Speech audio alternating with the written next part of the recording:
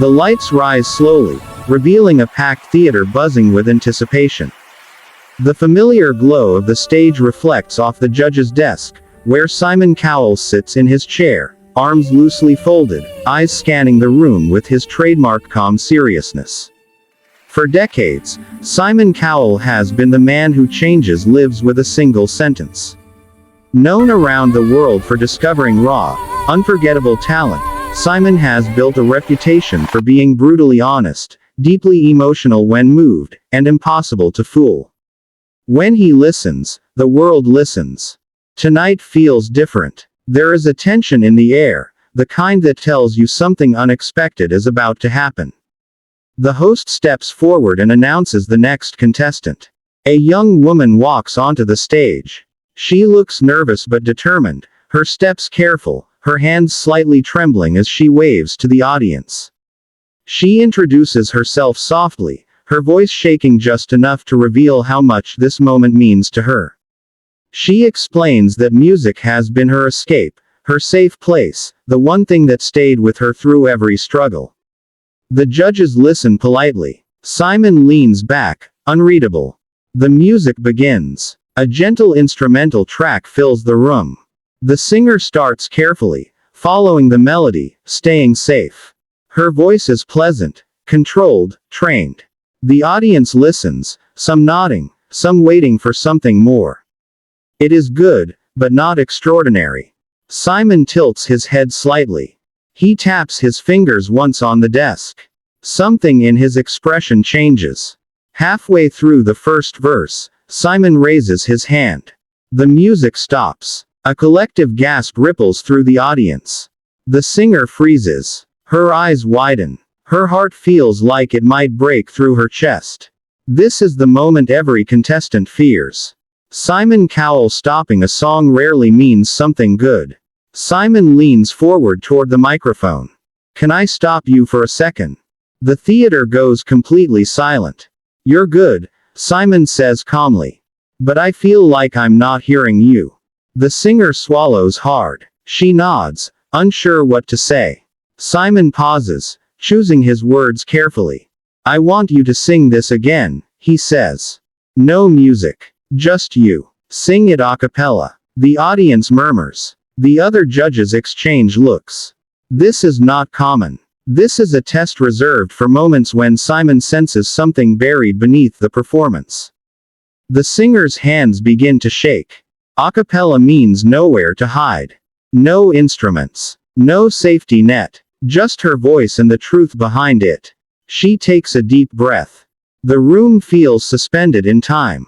She closes her eyes. And then she sings. No music. No effects. Just raw sound echoing through the theater. Her voice is completely different now.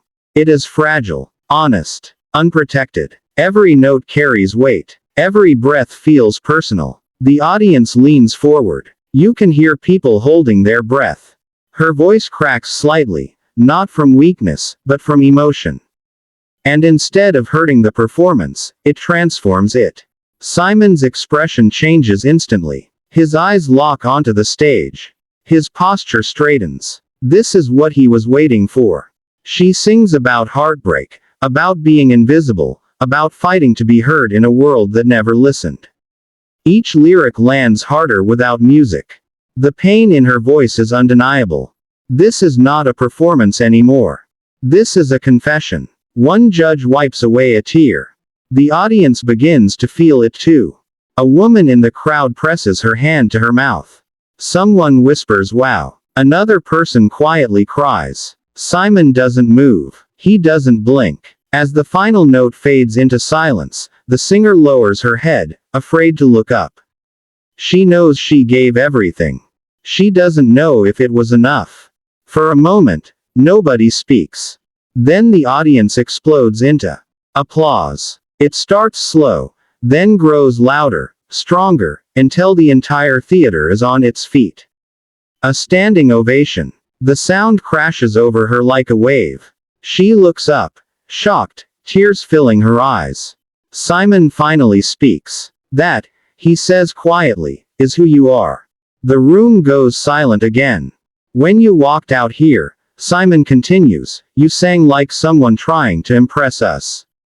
But when the music stopped, you sang like someone who needed to be heard." He pauses. And that's the difference between a singer and an artist.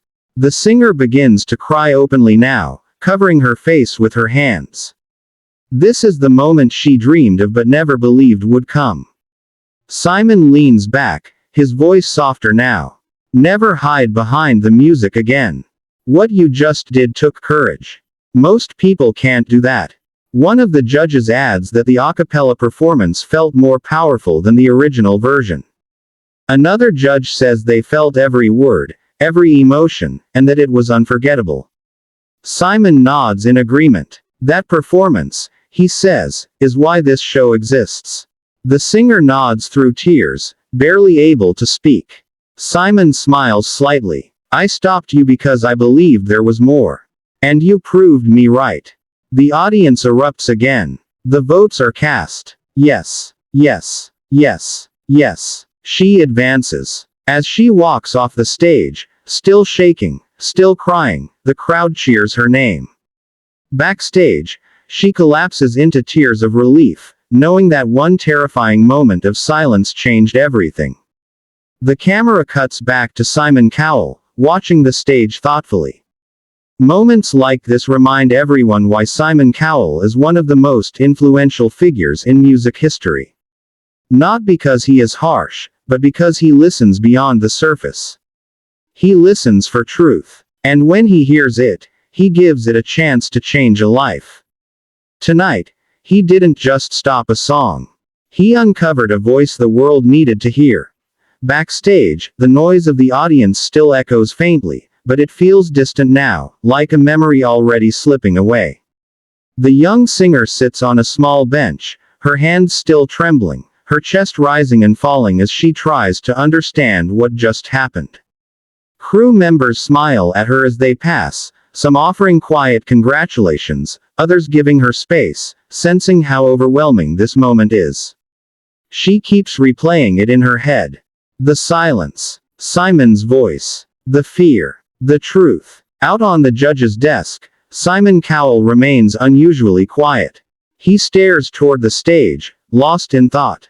One of the judges leans toward him and jokes lightly about how intense that moment was, but Simon only nods. He knows something important just happened. Those are the moments he lives for, the ones you cannot plan, cannot script, cannot fake. When the cameras cut to the judges for a brief break, Simon finally speaks again, this time more reflectively. "You know," he says, "most singers think confidence is about being loud. But real confidence is being vulnerable when everyone is watching." The other judges agree. One of them mentions how rare it is for a singer to sound stronger without music. Another says that stripping everything away exposed not weakness, but honesty. Meanwhile, the singer is called for a short backstage interview. She wipes her tears, takes a deep breath, and steps in front of the camera. When asked how it felt when Simon stopped her, she laughs nervously. "I thought it was over," she admits. "I thought I'd messed up everything." She pauses, her voice cracking slightly. "But when he asked me to sing a cappella, I realized I had nothing left to lose. So I just sang like I was alone in my room." That line spreads quickly across social media within minutes. Viewers at home share clips, comments flooding in faster than anyone can keep up. People write about how her voice gave them chills, how they felt seen, how they cried without knowing why. Some say Simon stopping her was the best decision of the night. Back in the theater, the show continues, but the atmosphere has changed. Every performance that follows is measured against that raw, unforgettable moment. The audience listens more closely now. They know they've witnessed something rare. Later in the episode, the camera returns to Simon for a longer interview segment. He sits alone, the lights dimmer, the tone more serious. "I've done this a long time," he says. "I've heard thousands of voices. And every now and then, someone walks in carrying a story they don't even realize they're hiding." He pauses. My job isn't just to judge what's good. It's to find what's real. The episode builds toward its end, replaying the acapella moment from different angles. The silence before she sang feels even louder the second time. The crack in her voice feels even more powerful. The audience reaction feels even more earned. By the time the credits roll, viewers already know this audition will be remembered. That night, the singer goes home unable to sleep. Her phone buzzes nonstop. Messages from strangers, from old friends, from people who once told her to quit. She scrolls through them slowly, overwhelmed. For the first time, she allows herself to believe that her voice matters. Days later, she returns for rehearsals. This time, she walks differently.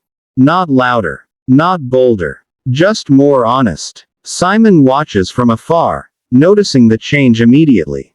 He doesn't say anything. He doesn't need to. During the next round, she sings again. This time with music. But something is different. She doesn't hide behind it anymore. The vulnerability stays. The truth stays. After the performance, Simon smiles. That's it, he says.